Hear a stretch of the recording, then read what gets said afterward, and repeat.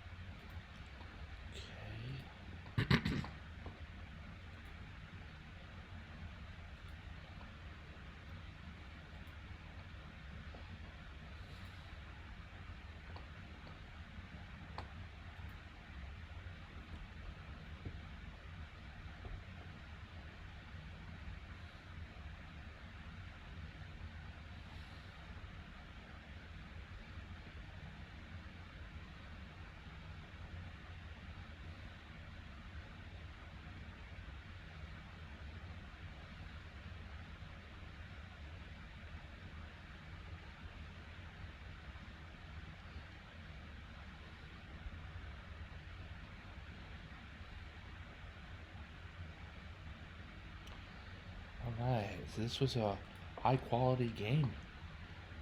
I won a really nice game there.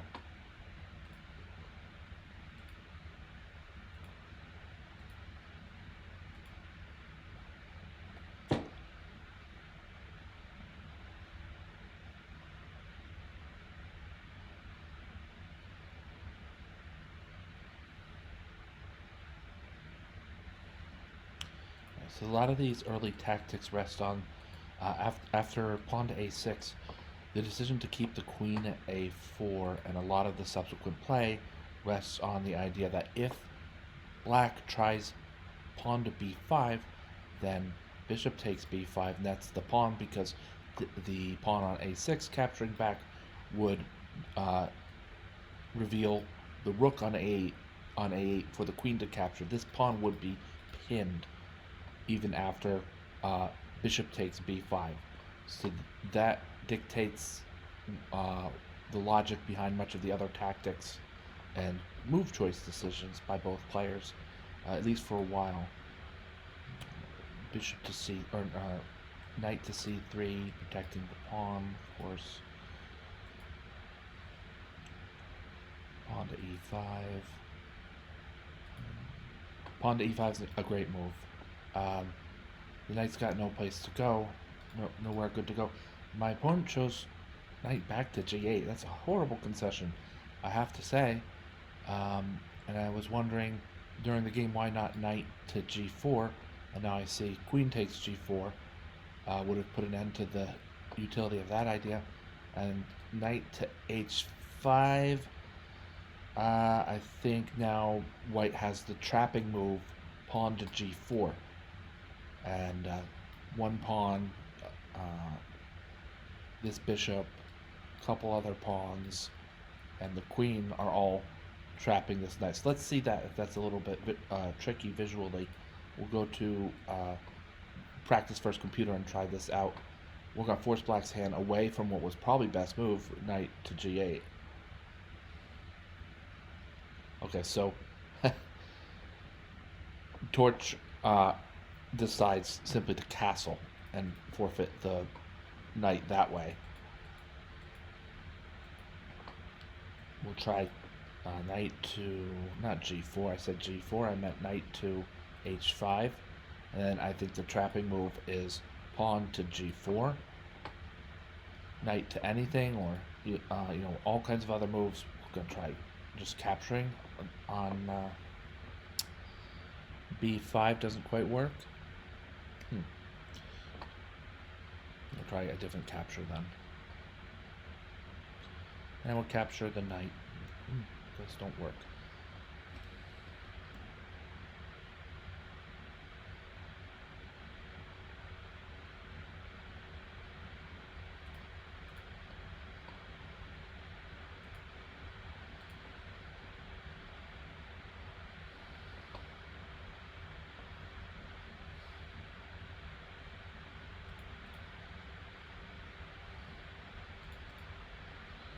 I see that white has the better of it in that variation where the pawn plays to g4 and traps the knight, captures on h5, revealing also a great file for white's rook, and whatever's going on here can either be blocked by the pawn to c3, by bishop to d2, or perhaps by queen to d2.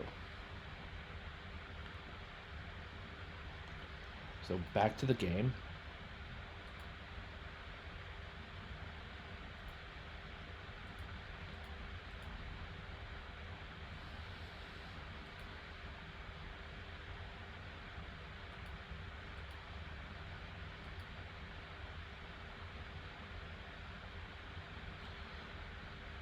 Kind of a strange game, but a very advanced pawn, some timidly placed back rank pieces, some timidly placed pawns, more timidly placed pawns, a queen sort of stuck out in the middle of nowhere.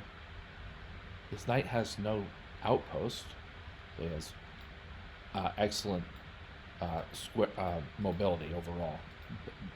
if he has to retreat, he has mobility, and then he's also contributing towards an attack here on the queen's side. It's kind of a strange position overall.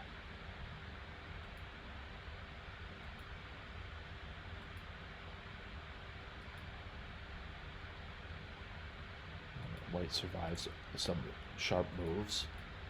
The trade of queens is ahead. A bishop. No. Ahead 2 pawns.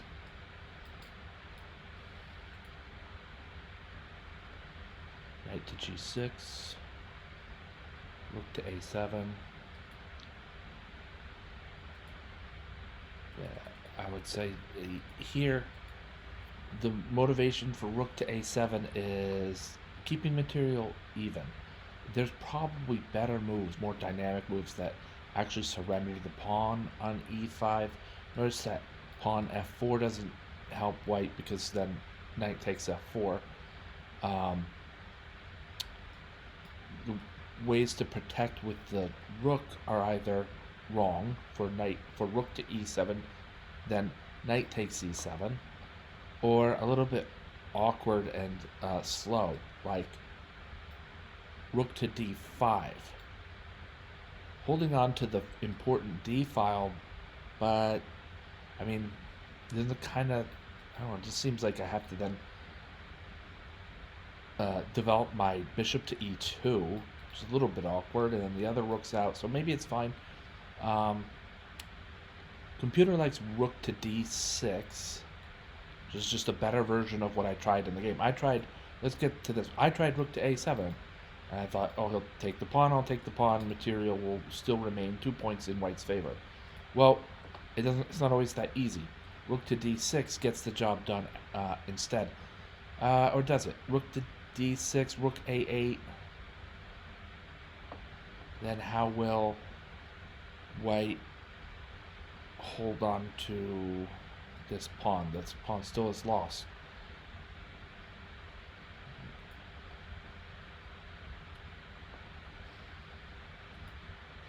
Anyway, rook to a7 was good enough. We're going to trade these pawns, and when my opponent now is maybe, it's a move, knight to g4, but might be a little bit in over his head. So push that knight back with pawn to f3, and here was an interesting choice again here for white. We would expect developing the bishop to either e2 or d3, surrendering this pawn, and then maybe white will capture the g file and kind of have some compensation for this lost pawn. I said, forget about it. I'll threaten the knight with rook to a3, accelerating my opponent's plan. I'm accelerating my opponent's plan, because now still there's the option to capture on f1, but it's kind of now the only good option. And even knight to c4 doesn't help, because then my bishop's range comes in use. Bishop takes c4. I've traded equal value, and that strong attacking knight was probably slightly weaker than a bishop on a mostly open board. But hey, I'll take it. I'm up 2 pawns in a rook and pawn endgame. Alright, so black's ahead 2 pawns, and we're going to convert this into a win.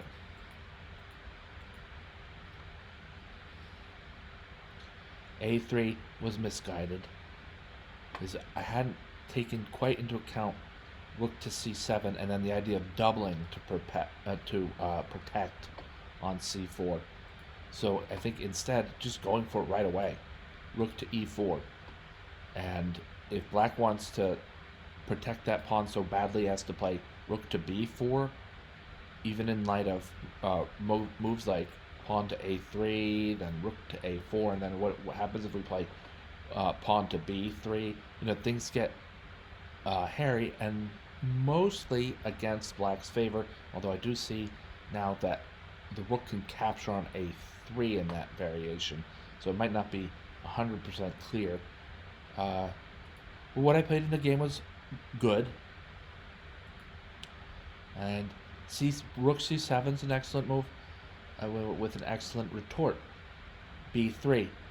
Now this pawn is pinned, and doubling does not win a pawn, but rather trades my b pawn for my opponent's c pawn, as we saw in the game.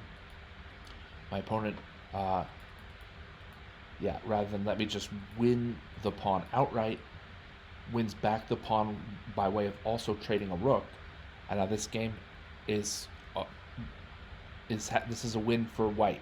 I think my technique here was okay, and I might have made a misstep at one point. So let's review.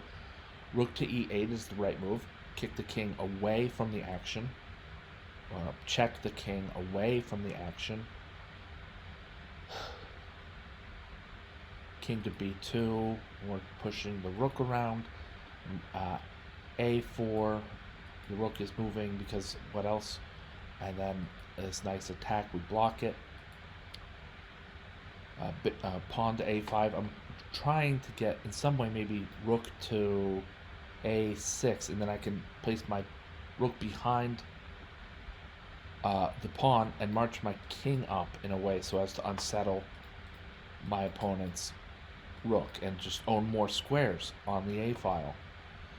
But I played pawn to c4, and then this mistake. This was bad.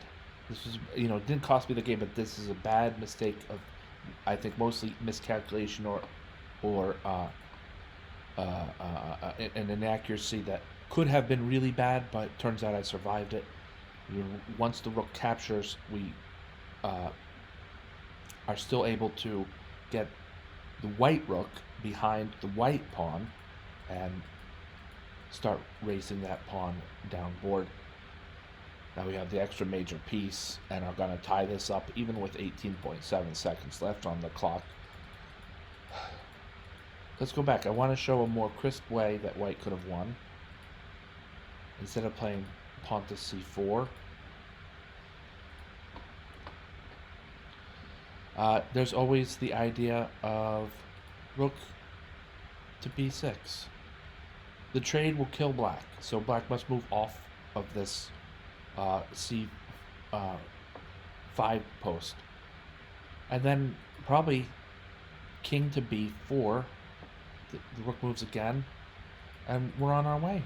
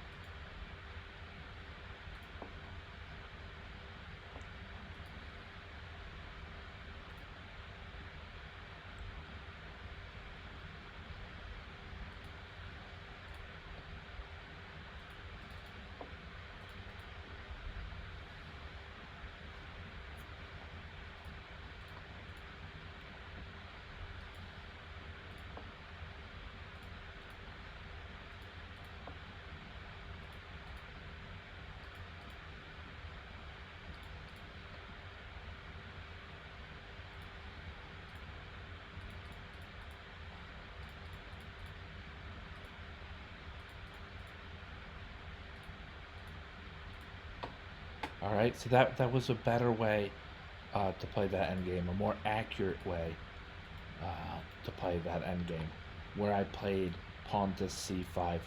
Really, we only needed king to a4, or there's other moves, but king to a4 is what I played there. It showed that was reasonably straightforward. Go over it here. So some of the moves that I didn't explain, I'll just sort of.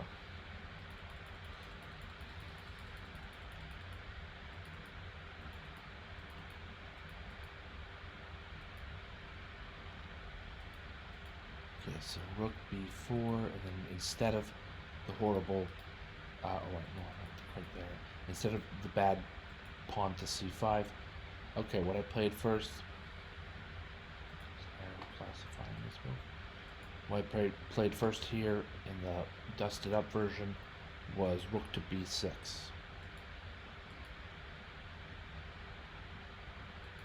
gain. Now a6 is completely open for our advancing pawn, and black has to try to maneuver just to get in position to challenge this pawn in the first place. Use our resources. The pawn has to move. That can be a resource to change the point of focus, to change the point of black's attack. The king has to move to help escort, and the rook has to move to claim new territory as well. You see that tries from black, like rook to b2 check, don't pan out because king to c7, and the trade actually promotes white's pawn to a queen. And that's it. All right.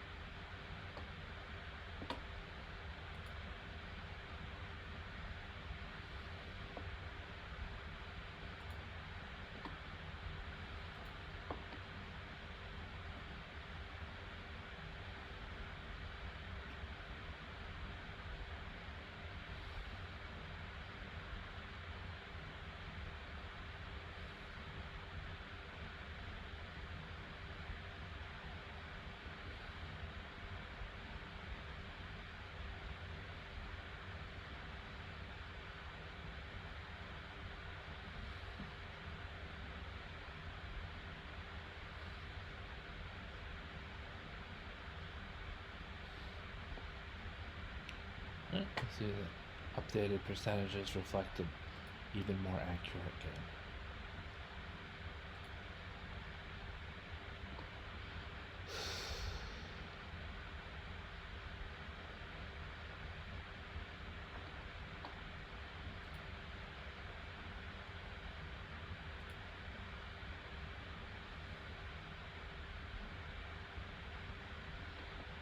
All right. Thank you for watching. Thank you, Gravitrons. I'm More Gravity. Have a great night.